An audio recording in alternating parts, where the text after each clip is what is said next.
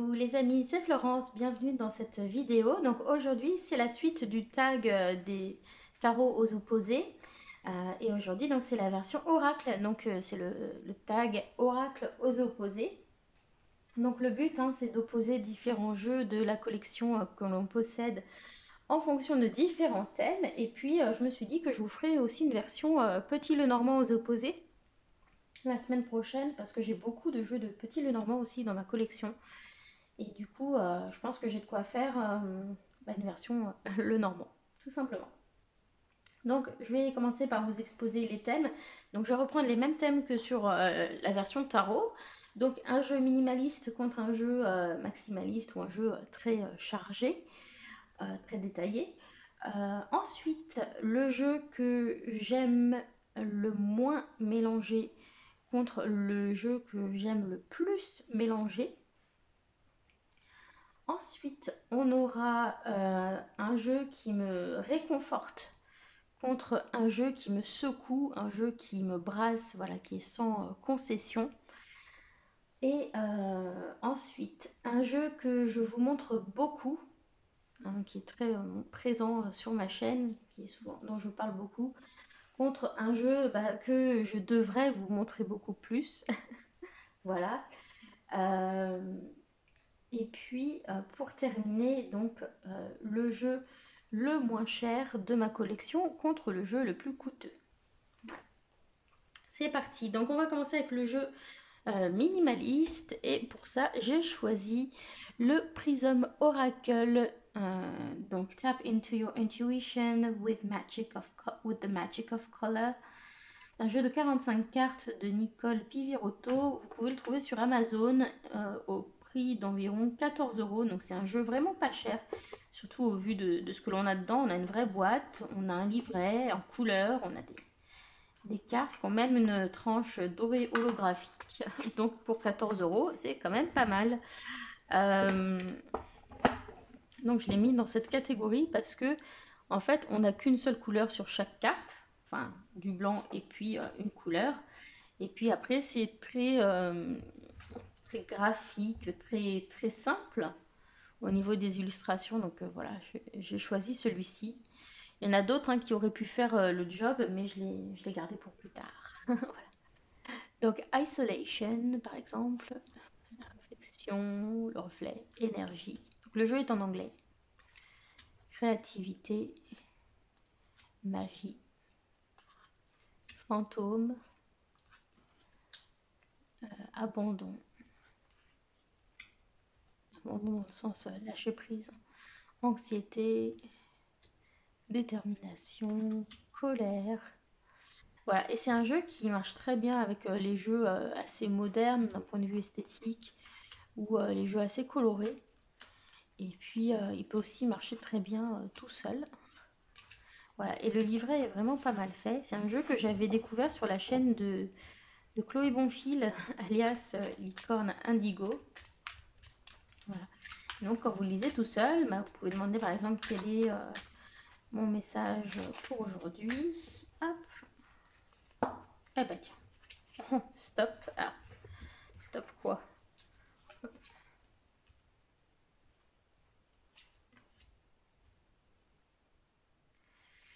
Donc je pense qu'on vous dit ici qu'il faut vous arrêter, faire une pause pour laisser les choses se faire plus naturellement, laisser flow.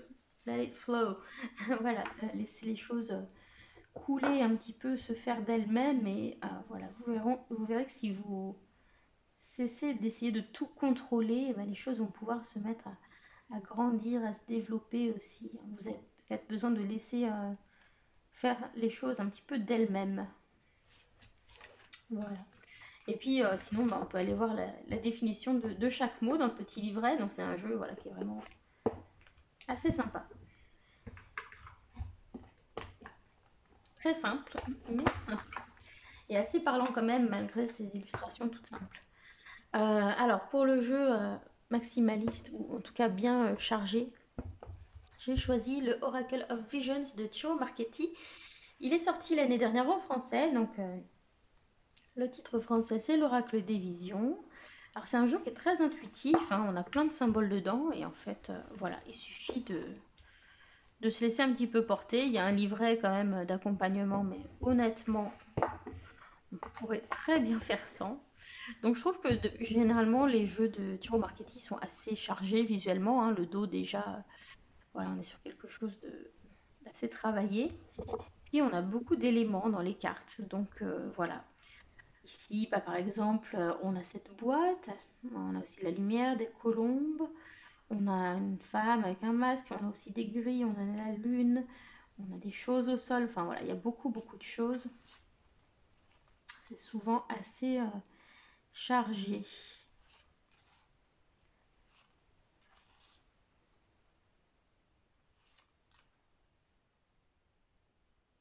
Voilà, donc je vous laisse découvrir un petit peu. C'est un jeu qu'on voit pas forcément très souvent sur les chaînes YouTube francophones. Il est assez, je le trouve plutôt beau et assez intéressant.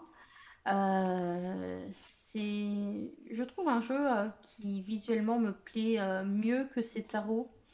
Parce que même si c'est de l'art digital, je trouve que ça a été travaillé d'une manière où on voit un peu moins que c'est digital par rapport à certains de ces tarots qui sont connus. D'ailleurs, on va retrouver des cartes de ces autres jeux de temps en temps dedans. Voilà, mais c'est vrai que c'est assez chargé, il y a beaucoup de choses à voir dedans.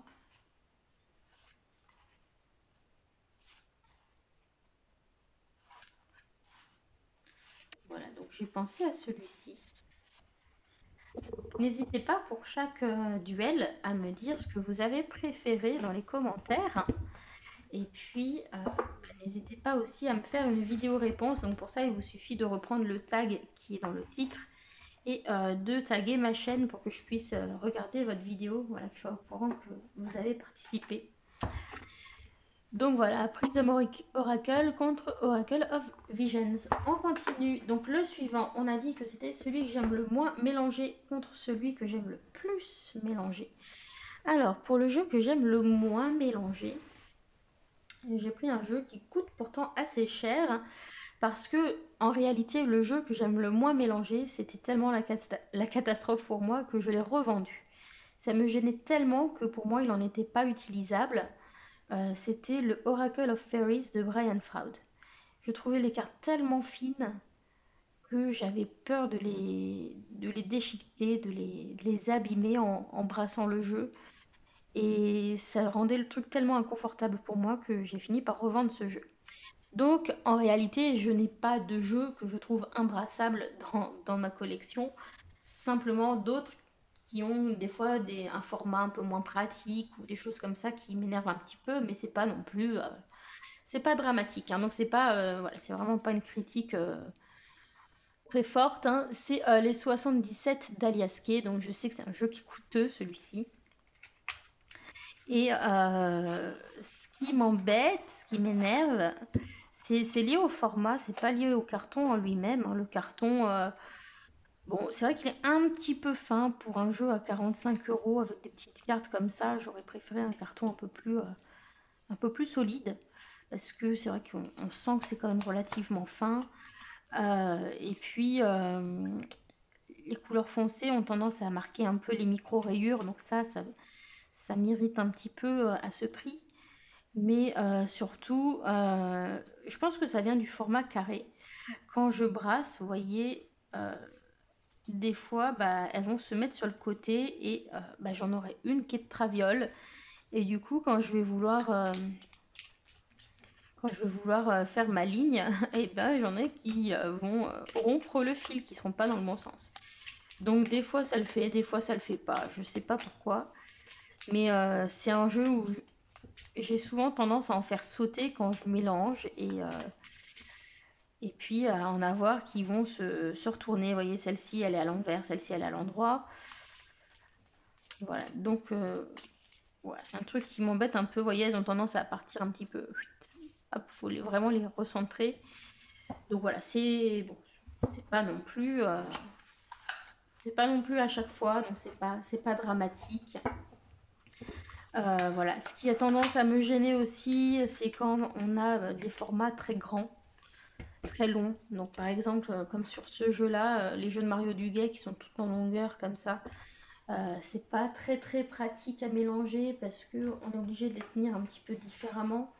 Je vous montre, on est obligé de les tenir comme ça pour les mélanger parce que bien sûr comme ça, bah, j'ai pas la main assez longue.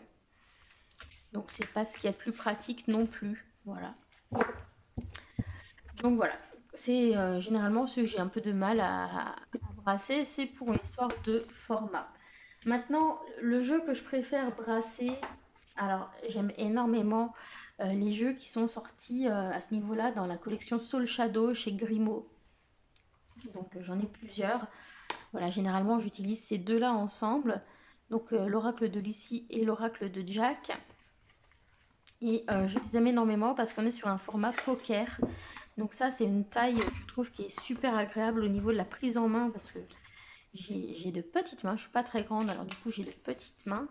Et là, bah voilà, voyez, les cartes, je les ai bien en main, elles bougent pas, quoi. Je me sens super à l'aise. Et leur carton, il est top chez Grimaud. Il est assez rigide quand même. Puis c'est qualité carte à jouer, donc on a des cartes qui glissent vraiment très très bien. Donc voilà, celui-ci, ouais, je pourrais le battre longtemps sans problème. C'est vraiment un chouchou. Donc on a celui-ci, hein, donc hop, c'est type carte à jouer. Et puis on a des significations sur les quatre coins de la carte. Et puis bah, il y a Lucie. Voilà, c'est le même carton, hein. Hop, un dos un petit peu différent. Et puis voilà, un oracle illustré comme ça avec un mot-clé qui est voilà, avec des couleurs pastel et un petit peu pop de temps en temps, voilà, qui est très sympa. Et les deux jeux se complètent très bien. Donc j'ai vu qu'elle en a ressorti 3 ou 4 nouveaux très récemment. Après, bon, je vais peut-être pas tout acheter non plus dans la collection. C'était vraiment ces deux-là qui m'avaient interpellée. Il y a celui des Amours de Marlowe dans les tout nouveaux qui esthétiquement ressemble beaucoup à celui-ci. Et on aurait presque pu mélanger les deux decks ensemble s'ils avaient eu le même dos, parce que c'est vraiment la même esthétique. Voilà. Mais ça, vraiment topissime à mélanger, à brasser, je trouve ça très agréable. Là-dessus, c'est une jolie réussite pour Grimaud. Et pour le coup, ce sont des jeux vraiment beaucoup moins chers que le jeu d'Aliasquet. Et je trouve le carton beaucoup plus qualitatif, beaucoup plus agréable. On sent qu'il est plus robuste. Donc là, ça, c'est des jeux qui sont à 12,99 l'unité. Celui-là, c'est un jeu qui avait à 45 € l'unité. Vous voyez. Bon, voilà. Donc voilà, pour les jeux que je préfère brasser et celui que j'aime le moins brasser. Ensuite, le jeu qui me réconforte le plus contre celui qui me secoue le plus. Alors, pour les jeux qui me réconfortent le plus, j'en ai pris deux. J'ai un petit peu triché parce que ça dépend de quel type de réconfort j'ai besoin. Si c'est simplement un encouragement le matin pour me sentir reboostée au niveau de la confiance en soi, de l'estime de soi, etc. Le jeu que je vais choisir, c'est le Pixie Kings Oracle de Paulina Cassidy. Donc c'est un jeu en anglais. Donc celui-ci, ouais, je le trouve très très sympa. Le dos est comme ça, il est assez joli. J'aime beaucoup ce dos. Et sur le devant des cartes, on a le nom des personnages, on a le personnage et puis un petit message qui est toujours très sympa.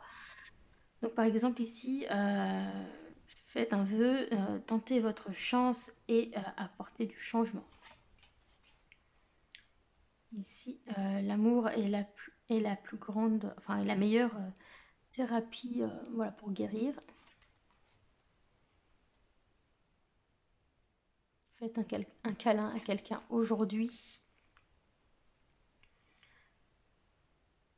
Tout ce qui vous est arrivé a formé l'être incroyable que vous êtes.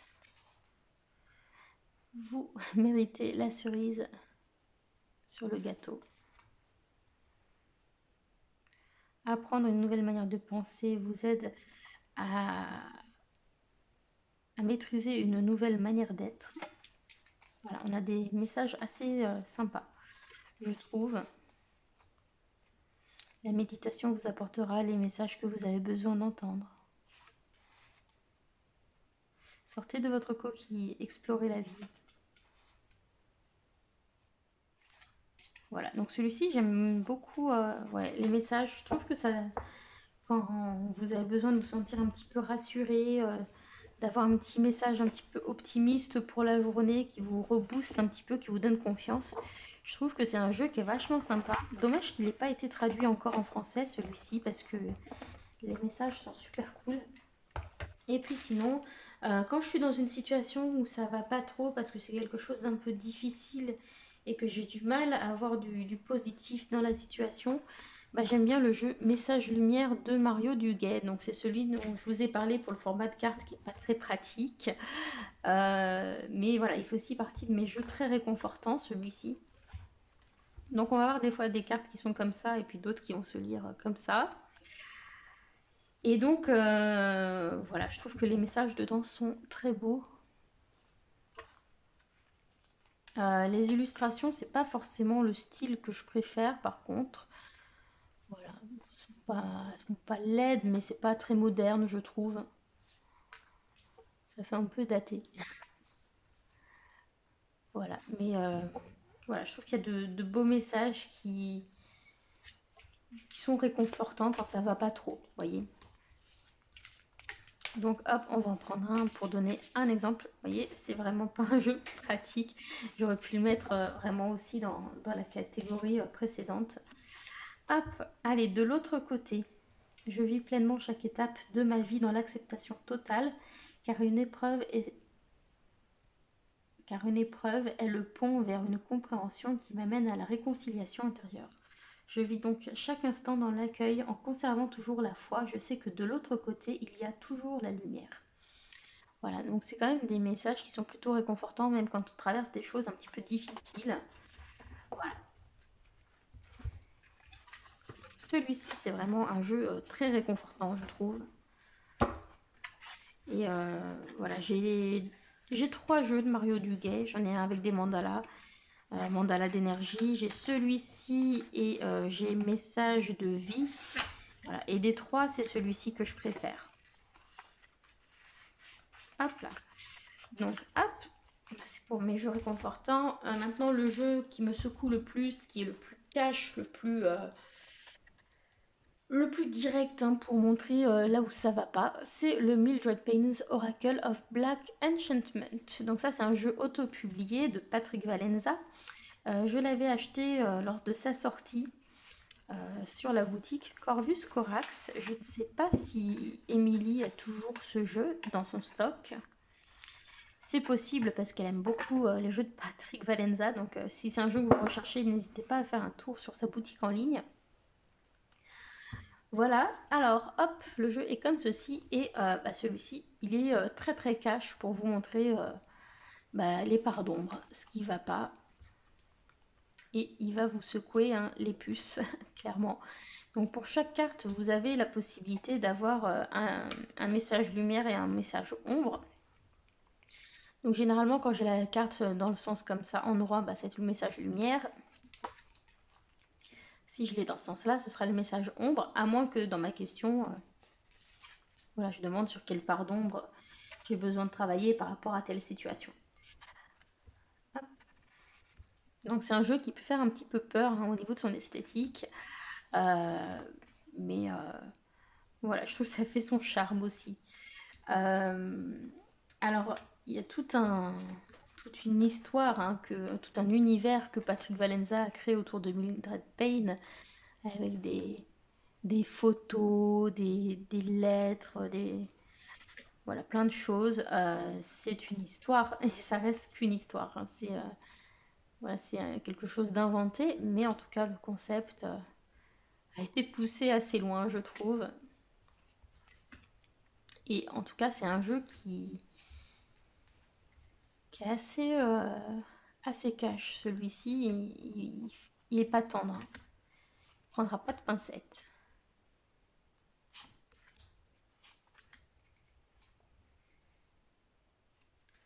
Voilà, donc Là, on est sur quelque chose du coup de très très différent des deux jeux que je vous ai montrés précédemment. Donc voilà, le Mildred Payne's Oracle of Black Enchantment. Hop, hop, hop. J'essaie de le remettre dans sa boîte, ce qui n'est pas toujours facile parce que c'est une tuck box et c'est pas... Il y a toujours une carte qui coince quand on veut la glisser dans la tuck box, hein, sinon ce serait pas drôle. Voilà, hop, ça coince toujours derrière. J'ai des petits rabats qui est à l'intérieur. Hop, voilà.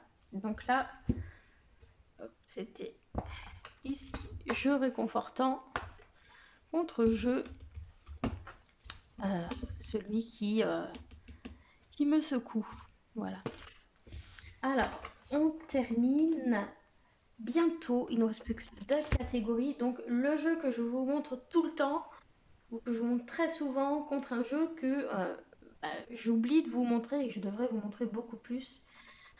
Alors, un que je vous montre très souvent, c'est quand même l'Oracle des Médéors. Il est dans beaucoup de mes tops en vidéo, beaucoup de mes vidéos de préférées, etc.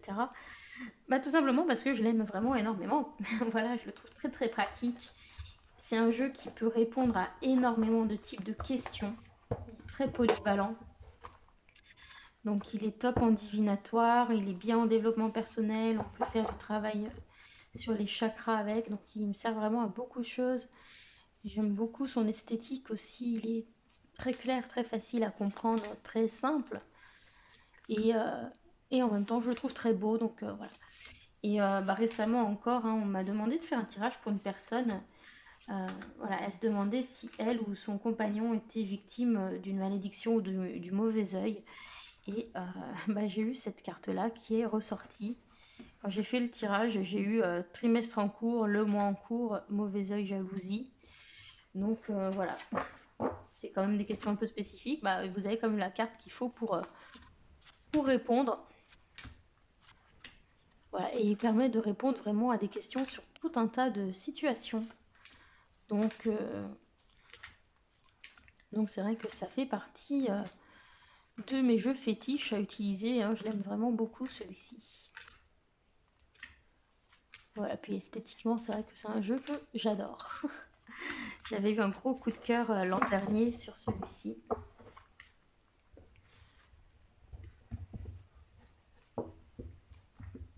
Hop. Alors maintenant, un jeu que je devrais vous montrer plus, qui reste souvent sur mon étagère, que j'ai tendance un peu à oublier, alors qu'il pourrait faire plein de choses aussi, et que je l'aime énormément. C'est l'Oracle des Murmures de Lubiloon et Ashcolord. Voilà, c'est un jeu absolument magnifique. En plus, c'était la version auto-publiée qui était à un prix génial et dans une qualité de dingo, avec une superbe dorure mate sur le côté. Et puis ce dos, j'adore la couleur du dos de cette version auto-publiée. Version que je trouve 1000 fois plus belle que la version mass market, personnellement. Voilà. Et c'est un jeu que j'adore, je le trouve super, il est super parlant. Et je sais pas pourquoi, je pense pas à le sortir plus souvent. Mais pourtant c'est un jeu que j'adore. Hein. Et pour rien au monde, je le revendrai celui-ci. Alors, il est super beau. Il est super beau. Puis franchement, il est très très bien pour tout un tas de tirages un petit peu au quotidien.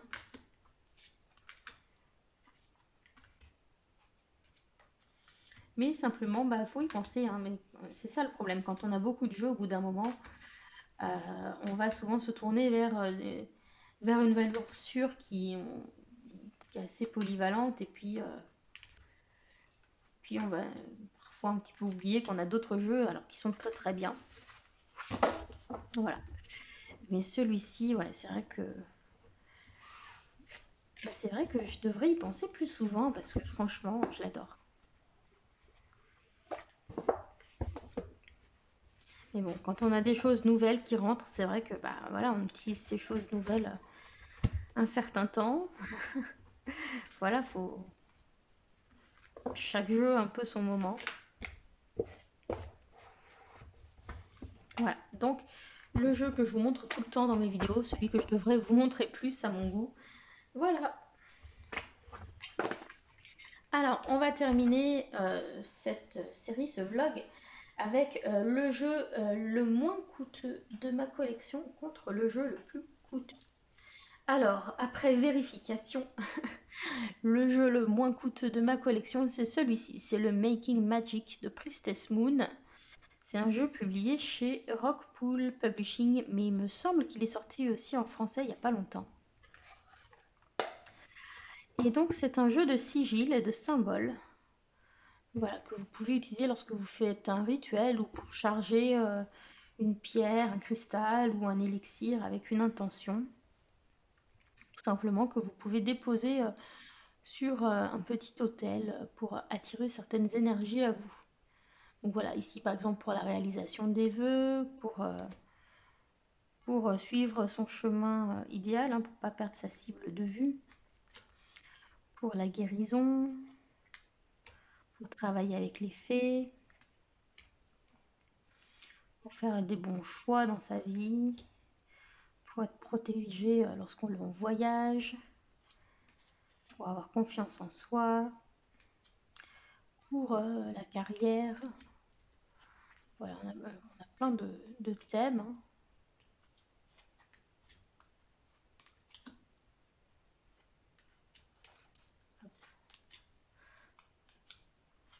Pour la clairvoyance, pour la chance, pour la prospérité.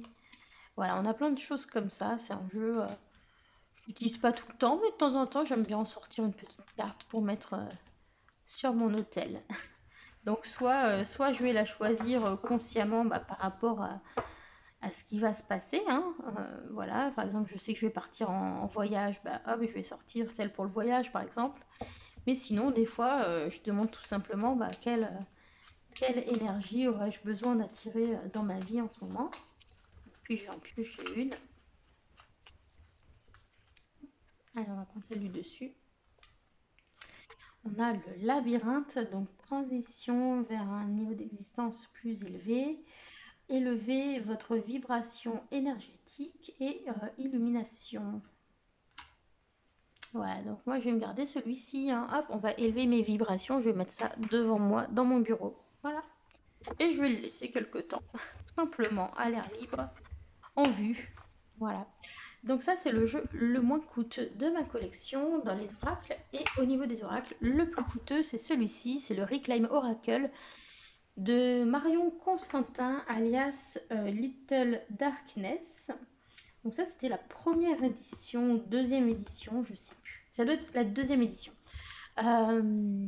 Et donc, c'est un jeu assez conséquent. Hein. On a 88 cartes dedans qui sont dans une belle boîte vraiment de qualité. Enfin, voilà, une belle production auto-publiée. On a un carton qui est superbe. Il fait partie de mes jeux préférés à mélanger.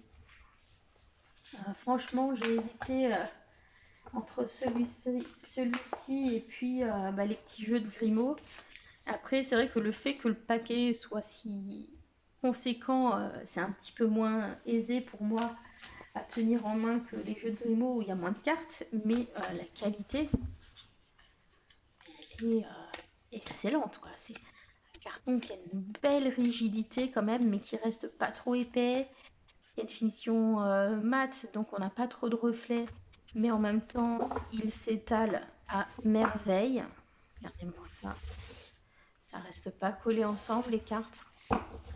Non, franchement, ça m'a coûté cher, mais je regrette pas du tout. On a un petit livret qui va venir un petit peu nous donner une piste sur chacune des cartes, sur chaque émotion qui est traitée dans les cartes. Et voilà, je trouve que c'est un très beau jeu, beaucoup utilisé. Voilà, c'était un beau coup de cœur celui-ci. Alors, je sais pas ce que j'ai fabriqué parce que du coup, j'ai dû mélanger ça, je sais pas comment. C'est juste la première qui est pas dans l'autre. Donc je vous montre quelques exemples. Donc on est sur un jeu bicolore, c'est rose chair et noir. Voilà, et ça va travailler sur différentes émotions. Donc, par exemple, la honte, la colère, le mépris, le but, le contrôle, le désespoir, la force, la libération, l'inhibition, le courage, la rage, la culpabilité. Et donc on a un style qui est faussement naïf, mais c'est un style en fait qui est très, je trouve, qui est très travaillé, qui est très, très marqué. Et je trouve très intéressant. La justesse ou l'équité, hein. L'humiliation, l'abandon, dans le sens lâcher prise, la défaite, la confusion, la perte, la connexion, l'impuissance, le succès, le déni. Voilà, franchement, il y a beaucoup de thèmes super intéressants. La richesse, voilà, aussi bien des choses positives que négatives, la patience, la tendresse, la joie, la liberté, la fermeture. Vous voyez, on a toutes sortes de choses, la critique, l'arrogance, l'ennui, le pouvoir, la présence. Et voilà, je trouve que c'est un très très beau jeu pour travailler sur soi.